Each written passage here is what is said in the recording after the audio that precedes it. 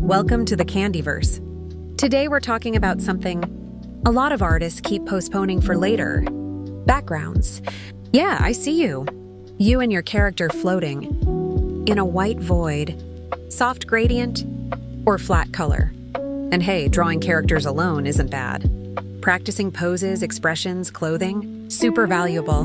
The problem isn't making characters without backgrounds. The problem is only making characters without backgrounds. It's like creating an amazing OC and sentencing them to live forever in the limbo of flat color plus sparkles. A background isn't just filler. It's the place where your character exists. The background answers questions like, what kind of world do they live in? Are they poor, wealthy, a student, a space mercenary? Are they from a city, a forest, a late-night cafe? Are they in a messy bedroom or a massive temple? Without a background, the character looks nice, but they could belong to literally any story. With a background, suddenly your character has context, life, narrative. Imagine two drawings. One, girl sitting, no background. She looks pretty, cool. You, the same girl, sitting on the steps of an old apartment building, graffiti on the walls, plants nearby, laundry hanging, orange sunset sky behind her. Now she's not just a random girl. She's someone who lives somewhere, in a specific neighborhood, at a specific time of day. Backgrounds also help you. Establish lighting, where it comes from, what color it is. Create depth, foreground, midground, background. Reinforce composition, lines leading to the character. Build atmosphere, cute, eerie, romantic, chaotic. And here's something important. When you learn how to handle backgrounds, your fear of certain commissions drops dramatically. You don't have to say, shoulders up portraits only, because you know how to place your character in a space, even a simple one.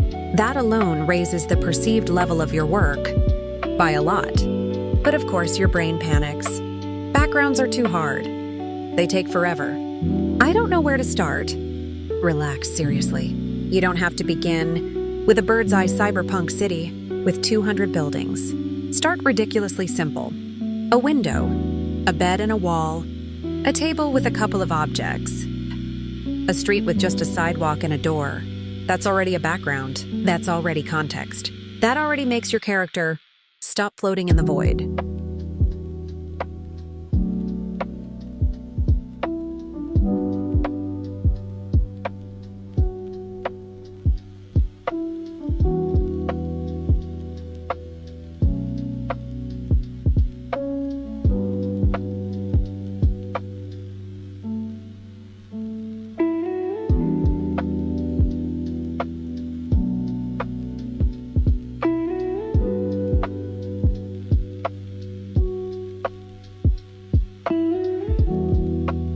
Now let's talk about how to start adding backgrounds to your life without wanting to snap your stylus in half.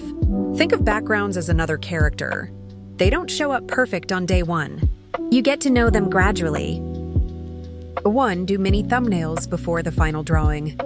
Before jumping into details, make tiny boxes with your character's silhouette and simple blocks behind them. A window here, a couch there, buildings diagonally in the back, a hallway with lights. No details, just big shapes. This lets you decide composition plus mood without marrying any idea too early. 2. Prop backgrounds, not epic architecture. Not every background needs to be a perfectly rendered cathedral in perspective. You can tell a lot of story with a messy desk full of objects, posters on a wall, a shelf with books and plants, a bar counter, a simple bus stop. A few well-chosen elements. Say more than 50 generic details.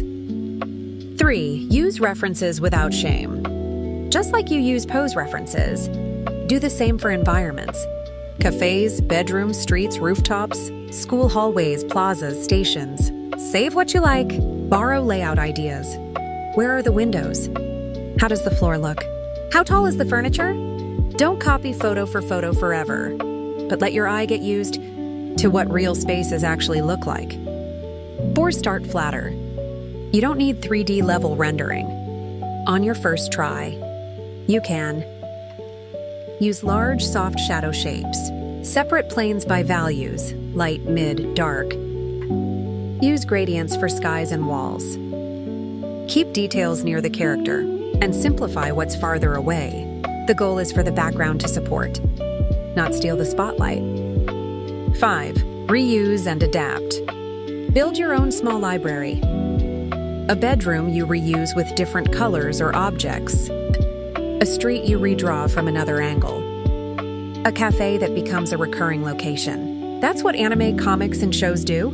They don't redraw every place from scratch every time. They have sets. You can have your own sets too. 6. See backgrounds as investment, not punishment. Every background you make, even a simple one, trains your eye in. Perspective, lighting, composition, storytelling. All of that makes your character drawing stronger. Even on the days you go back to flat color, this isn't about banning illustrations without backgrounds. It's about not depriving yourself of the powerful tool of placing your characters inside a world. A beautiful character makes people smile. A beautiful character in a believable place makes people want to stay. If this made you want to stop ignoring backgrounds and start with something as simple as a window and a plant, leave a like and send it to that artist whose characters always live in the interdimensional white void. Subscribe if you want more content about drawing from both the practical and mental side. No guilt, but no excuses. Follow me. This is the Candyverse.